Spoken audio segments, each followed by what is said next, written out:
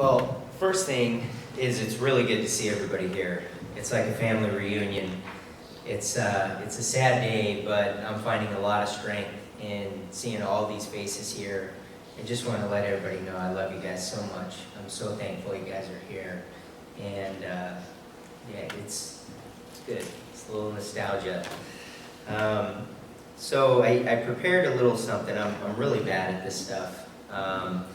But you know, after just thanking you guys to be here and everything like that, everybody keeps asking, are you okay and all that. And you know, I think we all are okay. We're gonna be okay because, my dad gave us the strength to do all that stuff, and we have a big network, but it's also okay not to be okay. We try to pretend like we're super strong and everything is gonna be okay, and it will. But we have some low moments with stuff like this, and that's okay. That's what makes us human. And that's why I love everybody so much. But to be honest, I'm just really surprised that we didn't do this at Costco. You love Costco. I mean, if he had it his way, we'd all be in the parking lot over there right now, getting free samples and all that kind of stuff. Instead, you come over with the oddest stuff, and I got this deal, it's $4, and I got this, and you come over with a truck full of cup of noodle or something. I mean, it was crazy. It was awesome. But he was always thinking about somebody else. He was always just like they were saying about bringing grandma a piece of candy, or my boys went to the Boys and Girls Club, and he was over there weekly. I mean, several times a week. We said, you gotta stop bringing him so much junk. And he didn't care. He was, but he loved us all so much, and it always came through. Life once asked death, why do people love me so much and just hate you? And to which death responded, because you're a beautiful lie, and I'm the ugly truth, my son. And Craig kind of hit it on the head when he started this, is that we don't know why, we don't really need to know why. We'll never know why. Nobody ever knows why. Nobody ever expects these tragedies. And we can't beat ourselves up over it. The silver lining is that we have each other. I'm seeing so many people in this room that I hope we keep in touch now. There is some silver lining. We can all come together. And that's a good purpose for all of this stuff, because I really do love you guys and miss everybody in this room.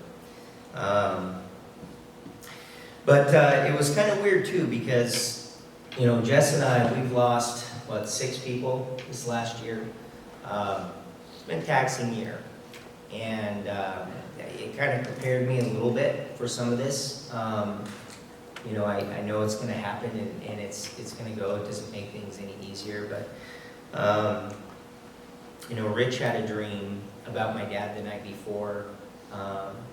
Where's little Bobby at? Bobby, you posted that thing on Facebook about the nostalgic times we used to have going to the Storm games. We were like the three amigos. We'd go to Storm games and Padre games and have these little road trips and everything like that. And, Bobby would pick on me, and then my dad would pick on him, and then Bobby would get mad at my dad because he was always sticking up for me, even though he's like 8 times my size. And it was just so fun. It just, the memories that we had were just absolutely phenomenal. With that being said, my son Maddie was asking questions about death the night before, and I didn't really know how to answer. And this stuff is really predetermined. From the moment that he was born, today, that day was going to be his last day, one way or the other. We can beat ourselves up over it, but the bottom line is that, it happened, it's time to move on. And, in order to heal, we don't need to know all the details. They really are irrelevant. We just need to know who he was. He was the best guy I knew. He's my hero.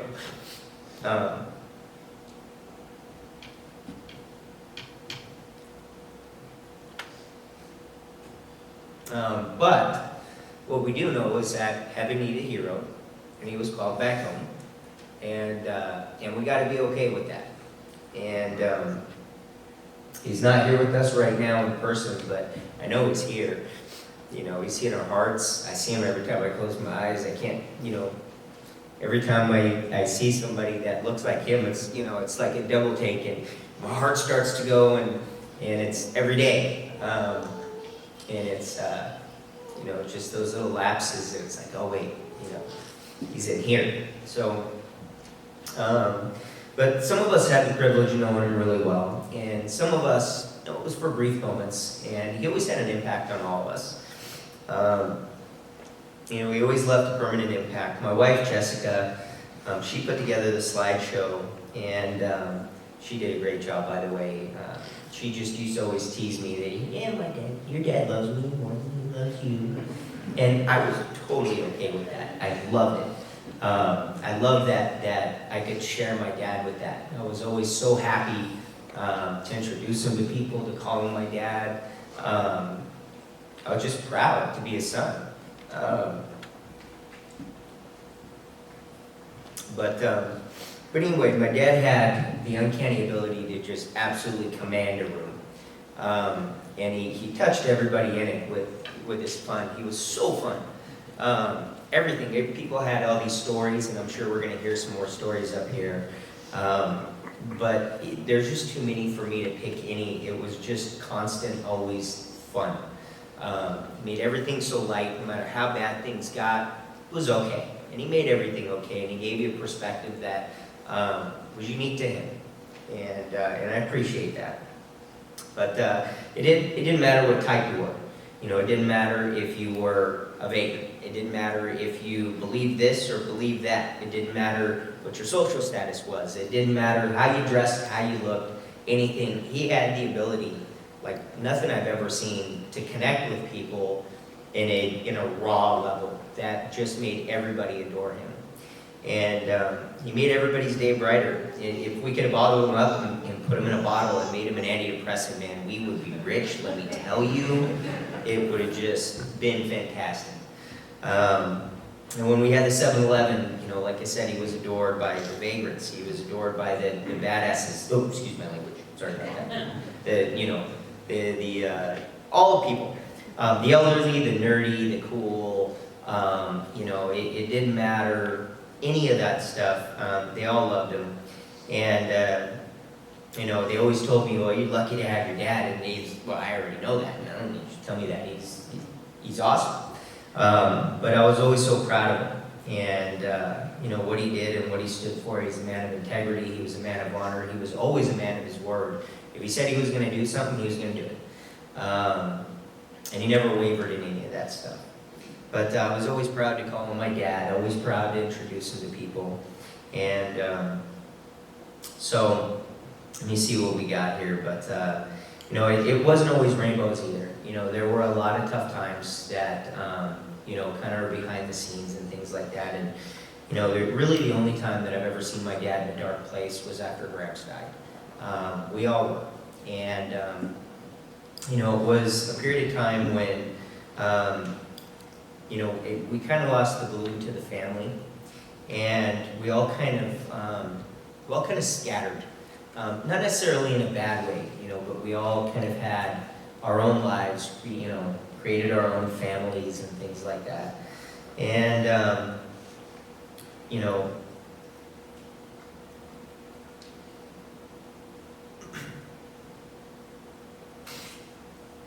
but he was always somebody, even in those dark times, that you were drawn to.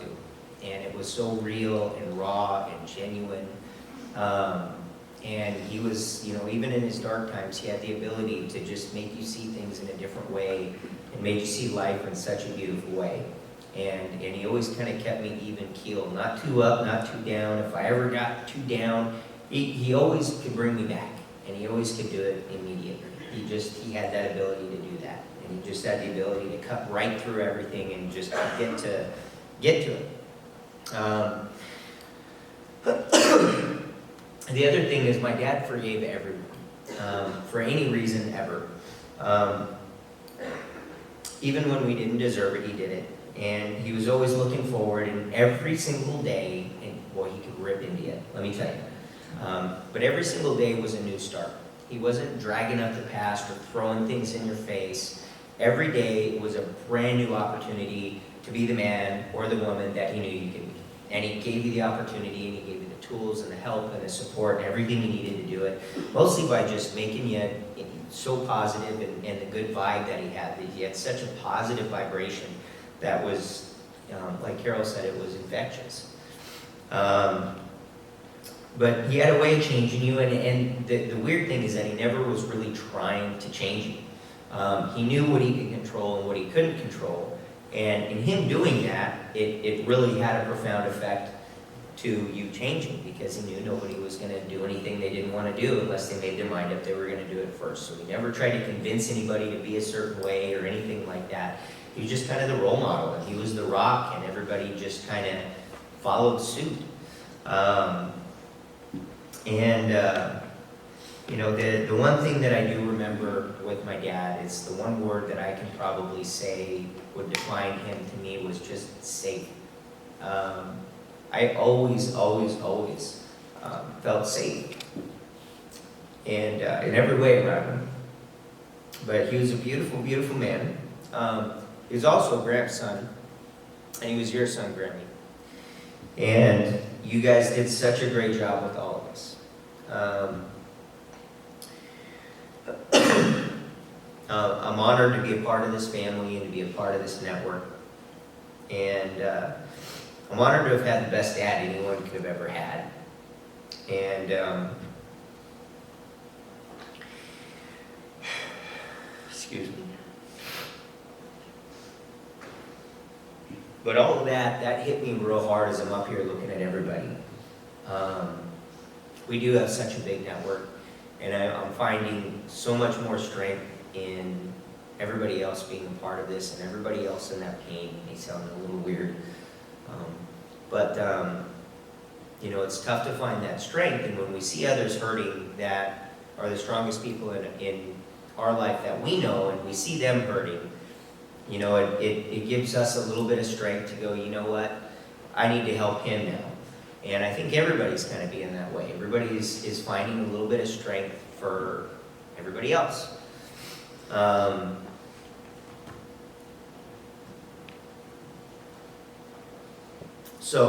But I missed y'all a lot. You know, we may fight sometimes, but that's only because we have passion.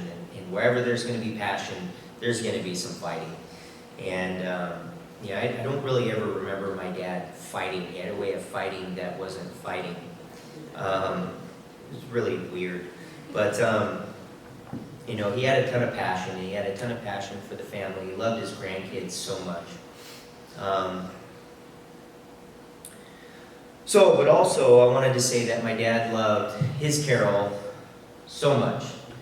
I've never seen him so dedicated. I've never seen him so happy as he was with you. And it was one of the happiest days of my life when you guys got married, just because I saw how happy he was. I loved it. And I loved you immediately. We stayed up all night talking. And you know, you're like the female version of him. I love you just like I love you, or loved him, and we're not far. You still got me. I'm still your boy, and we love you too. But I know that if he could do this stuff all over again, and he knew what the outcome was going to be, he'd do it again. I know he would, because he loved you so much. You know, it was like serendipity, and not many people get that opportunity for that kind of joy and that kind of happy. And it's okay that this happened, because he found it before he left us. And I know he would do it all over again, and I know that he would want everybody to make sure that we loved you and kept in touch with you, because you were so important to him. So I'm also looking at a whole lot of people that probably owed him a whole lot of nickels and dimes and dollars in the little bets that we used to have. And it was never really about the nickels and dimes. It was always about bragging rights, because we were always talking smack. That was, you know, he was teasing Grandma, and it was the friendly competition. It was always so fun. And, you know, we always used to say, he's the only guy I never mind coming in second to. And, you know, it was, like Uncle Billy used to say, coming in second, this group ain't bad. It was always okay coming in second to him, because, you know, that's fine with me, man. You're coming in second, that's as good as it gets. And so many good memories with Sean, Christina, my brother and sister, and so many good memories of him teaching us how to, play baseball, how to fish. We used to go every Sunday back when I was a kid, and I was in the paper one time for it, and he was so proud. He was telling everybody about it, and it was fantastic.